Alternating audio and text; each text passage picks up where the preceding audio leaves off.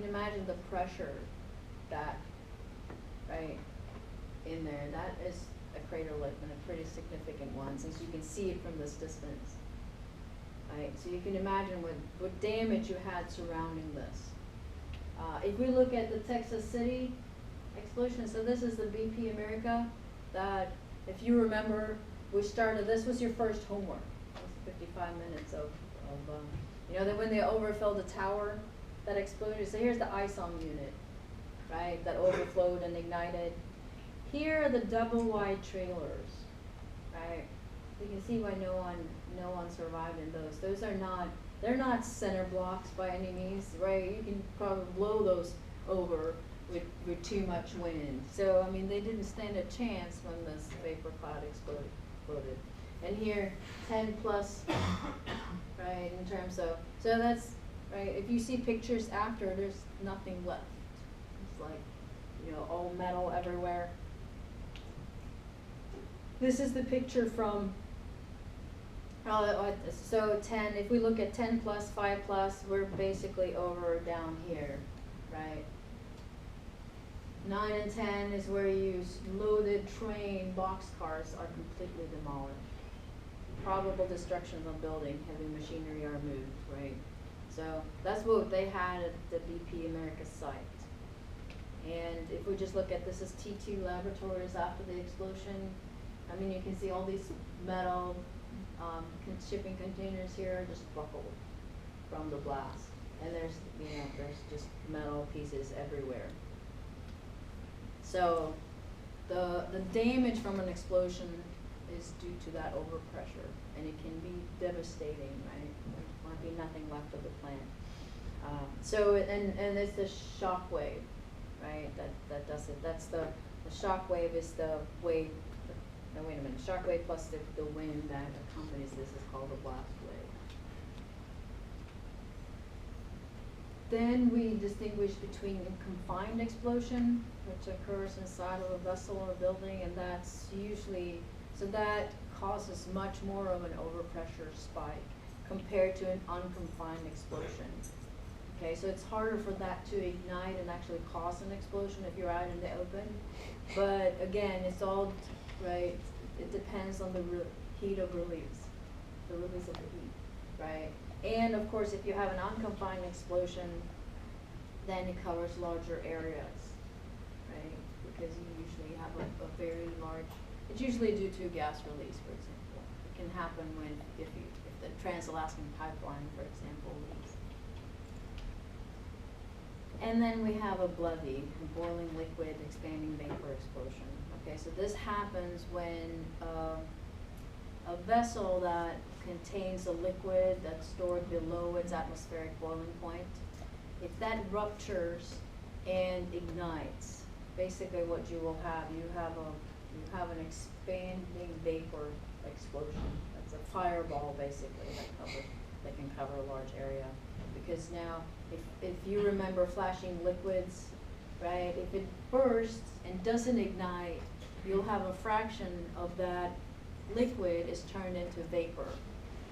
Now imagine what happens if you ignite it, because now what you do is you provide the heat source for all that liquid to go into vapor phase, and it's just going to continue to burn, and you have a BLEVE, which is boiling liquid expanding vapor explosion. Right? Fireball that increases in size and covers who know what area. Okay, so what can we do, right, to be safe? Well, the key is to know what you're dealing with and know what flammability limits you have of your component, whether it's a gas or a liquid, a flammable liquid, or dust, right? For dust, you just need to look at, right? You need to be aware of the fact that it could be flammable. Right, they're not necessarily, it might be hard to find flammability limits for dust, but there will be for gases and liquids that you can find. And we have, in the book, we have some tables. Okay, Appendix B has several pages which list the lower and upper flammability limits. just remember that those numbers are for air, right? So if you have air enriched mixture, so if you have more oxygen in your mixture than there is in air. For example, if you're doing an oxidation reaction, right, that goes, you might have more oxygen than it's air, then that flammability limit between the lower and upper is gonna be larger, right? And it's more probable that you will have a flammable mixture than if you mix with just air. Okay, that table also contains heat of combustion, which we're gonna need later, and flashpoint temperatures as well as auto ignition temperatures. So those are properties, right, that if you're out in industry and you're working with something to make note of, right? Okay, so let's look at what do we have here. This is concentration of vapor versus temperature. And so I want you to make a note of, here's the lower flammability limit line here and the upper flammability limit, and what you will see is that as temperature increases, the distance between the lower and the upper flammability limit increases, which means, right, you now have a larger region where your mixture is flammable. So, and of course, somewhere here, at some temperature, you reach the auto ignition region, right, where there's enough energy in the environment to ignite if you have a flammable mixture. So it's only flammable within this. Up here, it's too lean, it's too rich, it's too fuel rich, and down here it's too lean. Right? And obviously here is where you have a mist, so you have liquid droplets, right? That's the flash point temperature right there, where it will flash, but it won't be, you know, inside here you'll probably have a fire, right, a fire point. But that's the lowest temperature where your liquid will give off vapors that are flammable, basically. If you know, most often what we're going to look at is ambient conditions, right? But if you need to look at the upper and lower flammability limits at higher temperatures, this is, so you can see the lower, with increasing temperature, this decreases, while this one increases. And if you do have the second edition, I didn't see any second editions at the last exam, but 6.5 has a negative sign there actually in the second edition. That has been corrected, I think, in all the third editions. But just, you know, just double check that, because the upper flammability limit increases the temperature and the lower one decreases, so the region expands. There's also a pressure dependence, but it's in megapascals, so you have to go to fairly high pressures for this to make a difference. But then again, right, at higher pressures, basically what you were doing, you're expanding the region again. Okay, so don't forget that. Okay, so what we are going to work with are flammability diagrams, so ternary. I know you've seen them before, and hopefully you're very well aware of it. It might take a little time to read them right, because I don't know, I'm so used to just a binary one, right? But if you have point A there, for example, right, the key is to look at where the tick marks are pointing, right? So A, for example, you read that off that graph, it's about 65% fuel, about 20% oxygen, and of course those should add up to 100%. So, you know, that's one way to check yourself. If you read this and it says 35% nitrogen, well then you have to go back and see where did you make the mistake, right? So, but why we're doing this, so we have, if you notice, we have oxygen on one axis, fuel on the other, and nitrogen on the third. And obviously the reason we're doing this is because we're dealing with air, right? So we have the point of pure air down here, 79% nitrogen, 21% oxygen, roughly, right? So, and if you might be able to find for a few components an actual flammability diagram where they have looked at, where they have actually done the test, right? They looked at all different mixtures of oxygen and nitrogen and actually mapped out where the mixture will ignite. So if you see in the book, there are some pictures where they have dots all over this place, and then they draw this flammability zone, right? So in other words, inside of this, if you have a fuel concentration that's inside of that triangle, whatever you call it, that's the flammability zone. You have a flammable mixture. And if you notice the fuel concentration is on this end, right? This fuel, methane, that's correct. I think it is correct. Has in air that actually not have a very large flammability zone. But notice how that increases if you're in pure oxygen, right? So that's something to keep in mind. But if you don't have this flammability diagram, what we're going to do in this course is actually look at this and see what we can do. We're going to draw a flammability diagram from data that we can find. And a lot of that data is available in the book in either in tables, the upper and lower flammability limits, for example, is in Appendix E.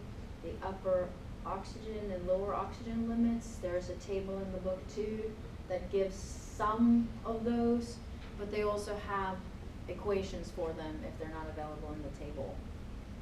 Okay, so those two, there's only a few, but it's table 6.2, and we also have LOC. That's not the level of concern that we learned in chapter 5, right? It's the limiting oxygen concentration. So that's a very useful property there, because it means that no matter what your concentration of fuel you have, if your oxygen concentration is below that one, your mixture will not burn or will not ignite because it is not flammable. So obviously, to be safe, you can always make sure you're below that number. And table 6.3 also gives a few limiting oxygen concentrations. Now the problem is that there is only a few, right? So we need to know what to do if they're not available, if you can't find them, right? If they're not available in your book, then probably the first thing you'll do is Google them and see if you can find whatever, right, whatever component you're looking for. But what we need for the flammability diagram then is to draw the airline and put the lower and upper flammability limits on there, and the lower and upper oxygen limits, the limiting oxygen concentration, and then we're going to draw the stoichiometric line too, and we're going to see that. But if the tables don't give you all the data you need, this, I would say, is very rough. If you have tabulated data, you do not want to use these. You use the experimental data instead. But if you have nothing else, at least this will give you a rough estimate, right? And that's better than nothing, right? So for the lower flammability limits, it's about 0.55 of the stoichiometric concentration of fuel. Okay, what's the stoichiometric concentration of fuel? So that's basically the number of moles of fuel that you have in number of moles of fuel plus air, right? So for any mixture that you might have, a hydrocarbon, something that will burn, you have CmHxOy, you write that out stoichiometrically, right? And then you can actually take that Z, if you define your Z, and calculate it. I don't know that this necessarily, I guess it helps, right? But basically, you're just looking at how many oxygens do you have over here, right? And how many do you need to form CO2 and water, right? Because that's what's gonna burn. And that way you can get your Z, stoichiometric concentration, number of moles of fuel. If you do this right and you put a 1 in front of here, then it's just 1 plus whatever your C is there. And then of course that's moles of fuel per air. So your C is oxygen. You have to have, that's 25% of your air, right? If you don't have any number for the limiting, the lower oxygen limit, a good approximation is just that it's equal to the lower flammability limit, so that's the one that's in the air. The upper one, there's an equation in the book, and we're going to look at how to use it. So someone has fitted experimental data to come up with this. But it's a function of the upper flammability limits, and then there's a coefficient that I'm not entirely sure why they decided to put negative, define it as negative 1.87. I'm sure it depends on how they derive the equation in the first place. Because you can see there's a negative sign in front of that coefficient here and one over here. So anyway, I'm sure it's because it has a negative slope or something like that. But what you need is the upper flammability limit. And the oxygen, UFLO here, is the oxygen concentration at the upper flammability limit. Okay, so we're going to look at how to use that equation. If you don't have the limiting oxygen concentration, I would say this is the roughest one you can use. That's the same Z that we saw in the stoichiometric coefficient on 2 slides back. I would use this one if you have good values, if you have experimental values for the lower and upper flammability limits, right? And again, this one is the same as before. It's the oxygen concentration at the upper flammability limits. And as you can see, these equations have been derived for hydrocarbons. Okay, and a lot of times that's what we are dealing with. But you might have to be careful using this if whatever you have is flammable, but it's not a hydrocarbon-based fuel. And you shouldn't have any problems, but you know, if you did have the second edition, you would not have. That's something that they have added recently in the third edition. Okay, so with all that data, you will be able to draw the flammability diagram of basically anything, right? Any fuel that you can think of.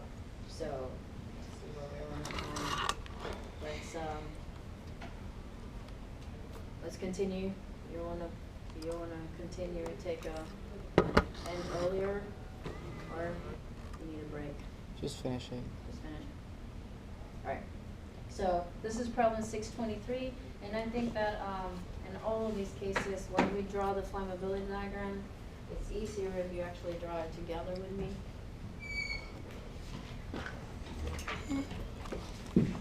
So I'm going to upload these empty flammability diagrams. Rest these charts. Tertiary diagrams. And I would recommend practicing since it's not difficult, but sometimes it seems a lot easier until you're actually sitting there and trying to do it on your own. And here is part of the issue that we are having, right? That many chemical operators believe that if you have a tank that's containing inerted vapors, right, of a flammable liquid. So in other words, you have a container of a flammable liquid, but it's been inerted with nitrogen, so you don't have air in the tank, right? But don't think that they will not be flammable if they mix with air, right? So here's the way that we're going to look at, are the contents going to be, if you have a leak in that system, so now you have a leak, you have a vapor, you have a container slightly pressurized, but it's now leaking, and it's leaking out fuel and nitrogen basically. But that fuel and nitrogen is going to mix with air as it exits the tank, right? So how do we determine if that mixture, as it dilutes, is going to be flammable or not? Well, we're going to use a flammability diagram to determine that. Okay, and a lot of times what you will find is that those vapors that come out of those tanks will be flammable. Okay, so in this case we have liquid benzene at 100 Fahrenheit, and it's inerted with pure nitrogen to a total pressure of